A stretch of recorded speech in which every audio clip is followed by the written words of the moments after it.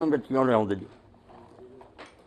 ਮੌਲਾਨਾ ਸਾਹਿਬ ਮੇਰਾ ਇੱਕ ਸਵਾਲ ਹੈ, ਜਿਹੜਾ ਕਿਹਾ ਜਾਂਦਾ ਕਿ ਖਾਣ ਪੀਣ ਵਾਲੀਆਂ ਚੀਜ਼ਾਂ ਨੂੰ ਜ਼ਖੀਰਾ ਕਰਨਾ ਇਸ ਨਜ਼ਰੀਏ ਨਾਲ ਕਿ ਮਹਿੰਗੀਆਂ ਹੋਣ ਤੇ ਵੇਚਣਾ ਜੀ।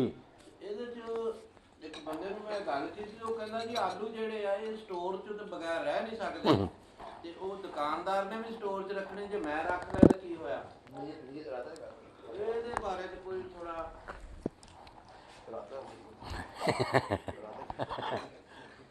डॉक्टर साहब मेरे दसन की बजाय तुहानू आप ही पता है एक आदमी तो सिर्फ इस तो खराब ना स्टोर च रखता, मगर जो कोई खरीदन आता और ना नहीं करता बेची जाता। मसनूई महंगाई नहीं पैदा करते, फिर कोई डर नहीं। जेदा ये इरादा भी नहीं लोगों को मिले ना तो भुखे मरना, रेट बढ़े, ये फिर बरकत तो कोई ना हो, लानत वाली गल है कि मखलूके खुदा नहीं ਇਹਦਾ ਐਂਡ कोई नहीं, मगर ये एक पुलिया जो आपने समझाता ना, कई होंगे चीज़ा भी वो मैथेमैटिक्स नहीं समझाई जाती, गुड़ दसता आपने कि उन्ना चਿਰ कोई शख्स मोमिन नहीं होंदा जब तक वो अपने भरा लिए वो पसंद ना करे जो अपने नहीं। क्यों डॉक्टर साहब इस तो बाद कोई कसर रह गई? ये दुकानदार बैठा सोचे तो जे मैं इस गाहक की जगह होंदा तो मैनू किन्ने सही नज़र आनी है। मैं सारे हालात में जानना, जिन्ने च मैं लैनी सी ना दीन जरा सी, वो इस तरह ही उन्हें लोगों की जहनीयतां तब्दील कीतियां सी। रसूल करीम अलैहि सलाम हाफिज़ खुतबा दे रहे थे, तो खुतबे के दौरान ही आपने ऐलान किया कि हुणे मस्जिद एक शख्स दाखिल होने वाला जिहदी पेशानी ते बादशाह दा नूर चमकदा, यानी वो शहजादा पिछले खानदान से हज़रत जरीर आ गया यमन चो। रसूल मैंबर तो उतर आया, कुर्सी मंगवाई, उहदे नाल गल्लां बातां लग गए। उन्होंने बैत की, इस्लाम दे आया। उस बैत जिहड़ा उन्होंने इकरार की ना सिर्फ 3 सी, नमाज बाकायदगी अदा करनी है, ज़कात देनी है, और हर मुसलमान की खैर खाई करनी, खोट नहीं होना चाहिए। एक वक्त आया डॉक्टर साहब भी उन्हों का गुलाम जंगल च फिरदा सी, एक बद्दू मिलिया। बद्दू को घोड़ा सी, उन्हें आख्या यार तू घोड़ा बेचना? आखना हाँ। कह लगा किन्ने दा? मुक गई गल 200। वो कहेंगा चल मेरे मालिक को तो 200 रुपया तेन दवावां से घोड़ा दे। हुण नाकाबिले यकीन बात है भी जदों हज़रत जरीर को लैके आया तो दसिया भी 200 का घोड़ा। आपने फरमाया नहीं तेरा घोड़ा इन्ने का नहीं।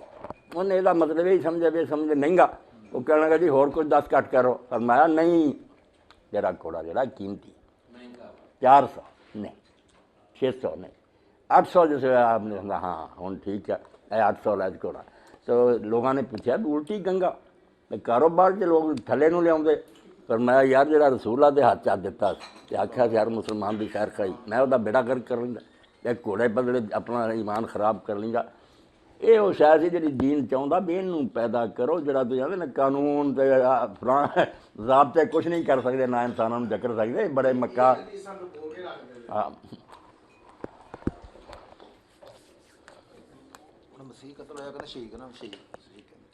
हाफिज़ ज़ुबैर साहब एक नेक आदमी ना यूनुस इब्न उबैद है, हदीस के रावी है, तो नेक इन्ने सी भी कई लोग जो दुआ कबूल ना होनी इन्हें आखना ए यूनुस बिन उबैद दे रब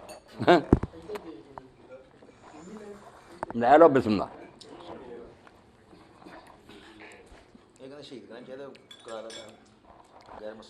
यूनुस बिन उबैद चीमा साहब मस्जिद नमाज पढ़न गए, भतीजा दुकान से कपड़े की दुकान से नमाज पढ़ के आए तो वेख्या बेकार देहाती ना कपड़ा फड़ी जाता, इन्हें पहचाने दुकान का पूछा किन्ने का, उन्हें दसिया। आपने आख्या मुड़ना गए तो भतीजे ने आख्या भी ना मुरादा तू मेरी सारी उम्र की नेकी बर्बाद कर लगा, तेनों नहीं पता भी असं इन्हें कपड़ा नहीं बेचते, तू क्यों महंगा दिता? वो आंगा ये भी खुश है, बद्दू भी आखे जी खुश है साढ़े तरफ है। आपने कहा यार तेरे खुश होने की करना, मैं जो समझदा मैं इन्ने च नहीं सी लेना, क्यों मैं तेनों दे के अपनी बात जाए कर।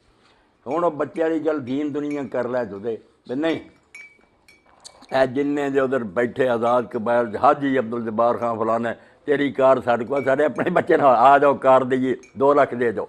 वो बच्चा पिट रहा कि ना उत्थे चलो इत्थे 2.5 लाख भी दे देंगे, नहीं लै गए 2 लाख भी ले लिया वो बंदियां ने, कार का ना निशान कोई ना, तो बच के ही आ गया लाख गरीमत है। वो जो उन्होंने पूछना जल्दी करो मैंने जुमा पढ़ना जी।